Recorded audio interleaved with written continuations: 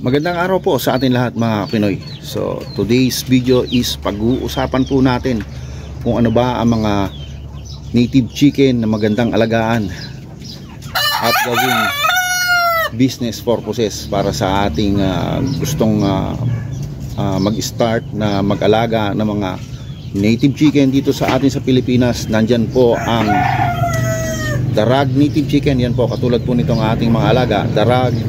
At meron din pong Parawakan, Basilan, Hulwano, Bulinaw. So napakarami pong mga breed na pwede nating alagaan mga Pinoy.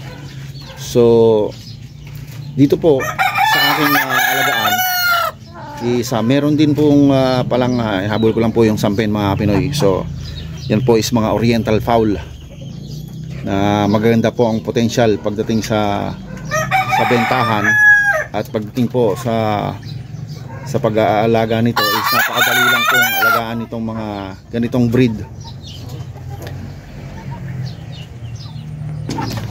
So lalo na dito sa Darag mga Pinoy is napakababa po ng maintenance na kailangan natin dito. Kasi po ang mga Darag is hindi po yan sila mapili pagdating sa pagkain. Kahit po mga gulay, prutas, or kahit konting mixed feeds lang mga Pinoy is kakain po yung ating mga Darag native chicken. So ito po is napakagandang ideal na pwede nating pagsimulan ng ating pag-aalaga. Dito naman tayo mga Pinoy sa ating Parawakan. Ito po yung ating alagang mga Parawakan white mga Pinoy. So oriental native chicken. Ang breed na ito is mabilis po silang lumaki at saka po mabibigat itong ganitong klaseng breed. So kung gusto nyo is for meat type na native chicken na malaki at matimbang, so nandito po ang ating Parawakan native chicken. So pati na rin po ang Sampen at Basilan at Hulwano. So sila po ang mga mabibigat na breed ng native chicken na meron tayo dito sa Pilipinas. So kung gusto niyo po ng mga ganyang klase ng native oriental is napakaganda po nitong pang-start for business. At hindi po tayo malulugi pagdating sa timbangan. Basta po maayos ang feeding program at magbigay ng mga vitamins para iwas mortality ang ating mga alaga.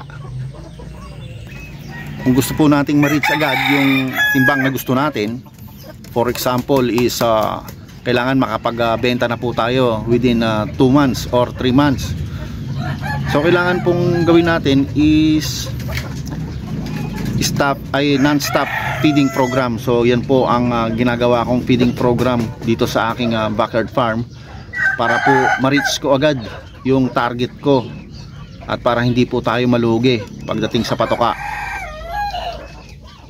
Kasi po malbilis naman lumaki pagka non-stop feeding program ang ginagawa ko sa kanila, na kahit na merong mix na pagkain, gulay, prutas, tsaka po konting commercial feeds. So okay na po yan at lalaki po sila ng maayos. Pero pakainin pa rin po natin ng pure na commercial feeds yung ating mga alaga para po maging bulto yung katawan nito.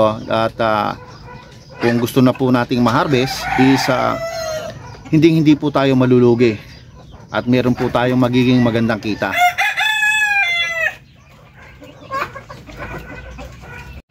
So yun mga Kapinoy, at hanggang dito na lang muna po ang vlog natin for today.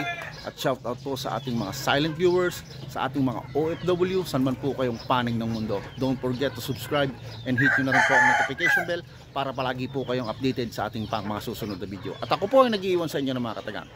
Pag may pangarap, magsumikap. Paalam!